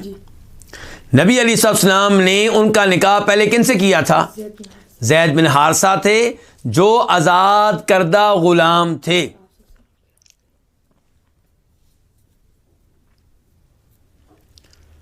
تو اس لیے اس معاملے میں صرف دین کو دیکھنا چاہیے، اور دین کے ساتھ ساتھ اخلاق، یعنی کہ ایک لڑکا نماز پڑھتا ہے، روزے رکھتا ہے، لیکن اخلاق نہیں ہے، جھوٹ بولتا ہے مثال کے طور پہ، یا بدتمیز ہے، تو ایسے لڑکے سے نکاح نہیں کیا جائے گا، بچنا چاہیے۔ کیا ہو؟ دین بھی ہو اس کے پاس اور اخلاق بھی ہو۔ اب کیا؟ باب نمبر 5، باب نکاح الابکار، کنواری لڑکیوں سے نکاح کرنا۔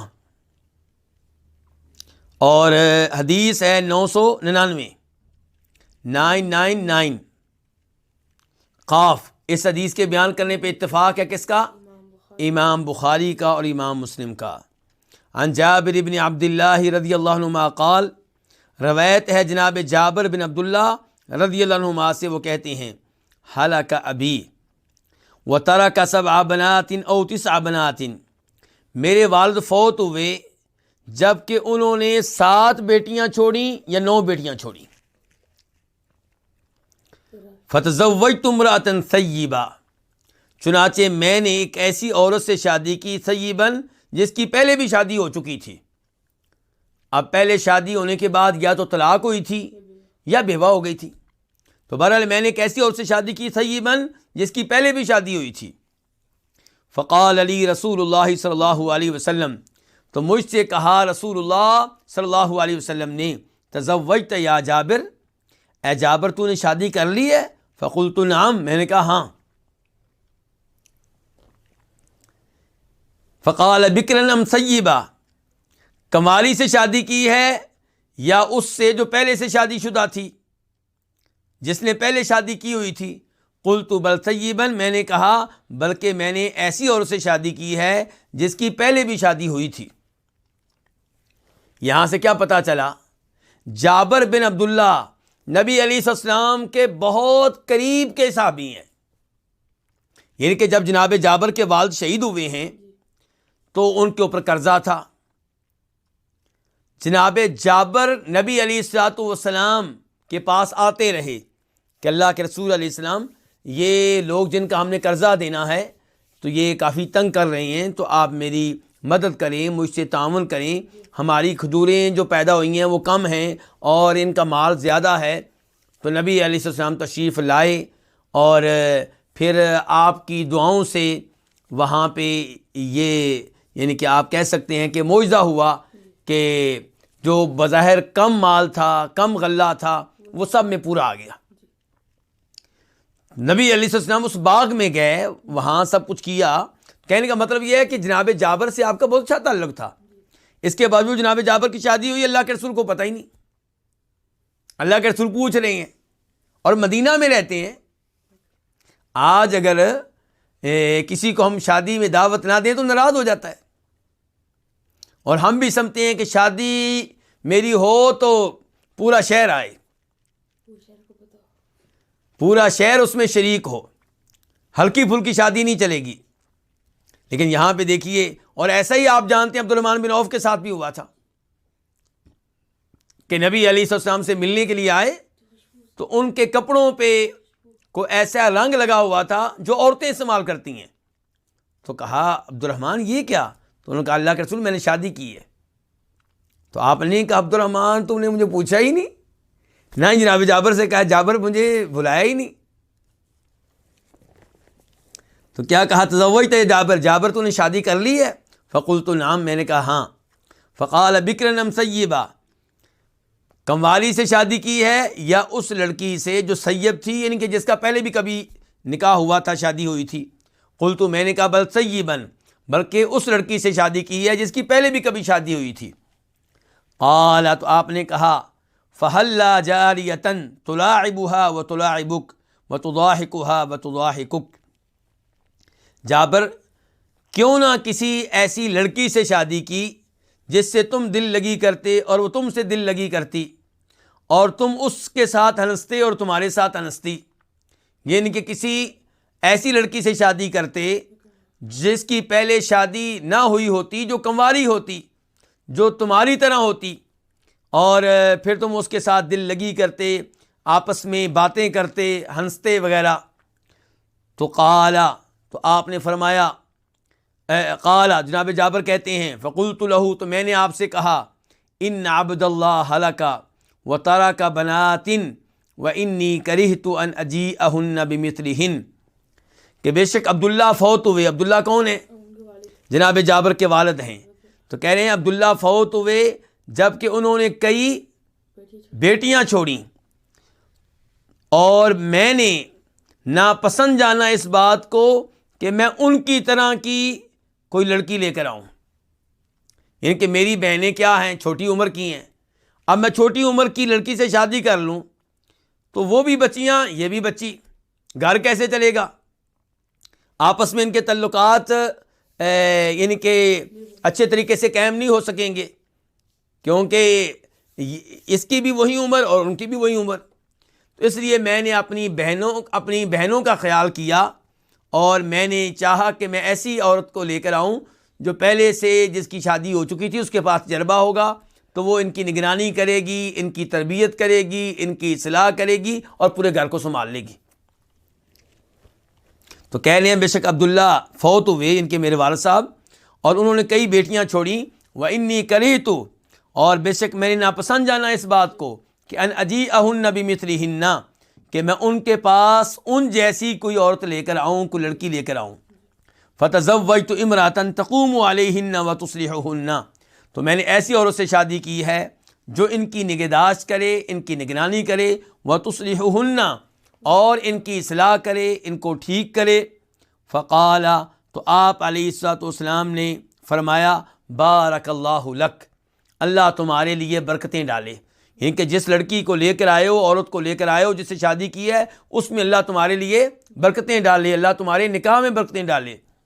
او قالا، یا آپ نے کہا خیرن، یعنی کہ اللہ تمہارے لیے خیر پیدا فرمائے، اللہ تمہارے لیے اس فیصلے میں خیر رکھے۔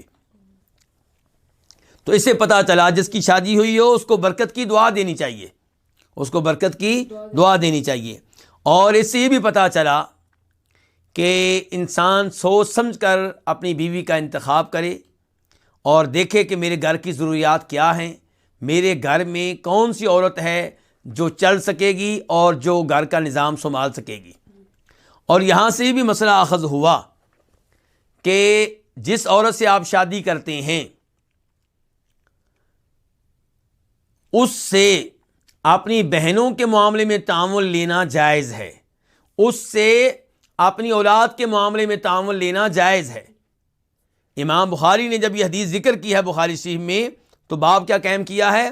باب عون المرأة زوجها فی ولدی، کسی عورت کا اپنے خاوند سے تعامل کرنا خاوند کی اولاد کے معاملے میں، یعنی کہ خاوند کی اولاد پہلے سے موجود ہے، پہلی بیوی سے، وہ فوت ہو گئی یا اسے طلاق ہو گئی، اب اس اولاد کو کون سنبھالے؟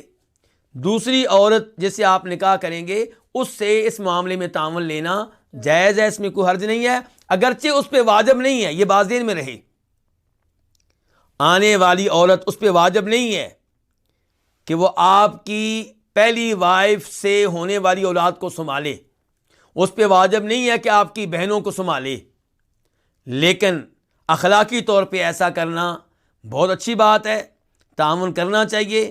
آنے والی لڑکی جب تعاون کرے گی خاوند سے تو خاوند بھی اس سے بے پناہ تعاون کرے گا، ورنہ خاوند پہ بھی کئی ایسی چیزیں ہیں جو واجب نہیں ہوتی لیکن پھر بھی بیوی سے تعاون کرتا ہے۔ مثال کے طور پہ خاوند پہ یہ واجب نہیں ہے کہ بیوی کو سال میں 10 سوٹ لے کر دے، کپڑے لے کر دے، گرمیوں کا ایک سوٹ لے کر دے دی یا سردیوں کا ایک سوٹ لے کر دے دی، یا اتنا کافی ہوتا ہے، اور وہ بھی مناسب سا کافی ہے، یعنی کہ مثال کے طور پہ 1000 روپے کا بھی سوٹ مل جاتا ہے، 500 روپے کا بھی مل جاتا ہے، لیکن خاوند تعاون کرتے ہیں بیویوں سے، کیا کرتے ہیں؟ 4000 کا سوٹ لے کر دیتے ہیں، 5000 کا، 10,000 کا، اور گرمیوں میں کئی سوٹ لے کر دیتے ہیں، سردیوں میں کئی سوٹ لے کر دیتے ہیں، شادی کے موقع پہ الگ لے کر دیتے ہیں۔ تو یہ کیا ہوتا ہے؟ خاوند کی طرف سے اخلاق، مزید تعاون۔ تو ایسے ہی بیوی کو بھی چاہیے کہ خاوند کے ساتھ تعاون کرے ان امور میں بھی جو واجب نہیں ہے،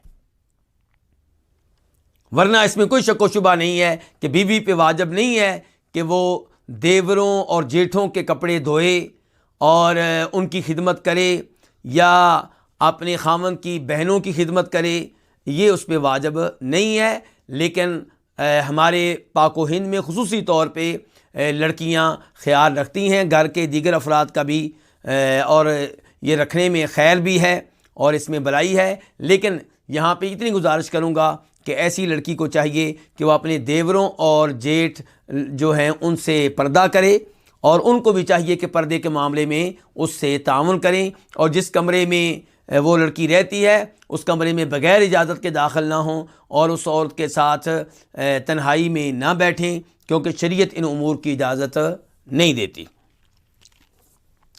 اس کے ساتھ ہی آج کے درس کا اختتام ہوتا ہے، اور آخری حدیث میں کیا تھا کہ آپ نے ترغیب دی ہے کنواری لڑکی سے شادی کرنے کی، لیکن اگر آپ سمجھتے ہیں کہ وہ لڑکی گھر کے لیے مفید ہے جس کی پہلے سے شادی ہوئی ہو اور طلاق ہو چکی ہو تو اس میں کوئی حرج نہیں ہے، وہ بھی اچھی بات ہے۔ اللہ رب العزت ہم سب کے تمام امور آسان فرمائے اور ہمیں شریعت کے مطابق عمل کرنے کی توفیق دے۔ وآخر دعوانا الحمدللہ رب العالمین۔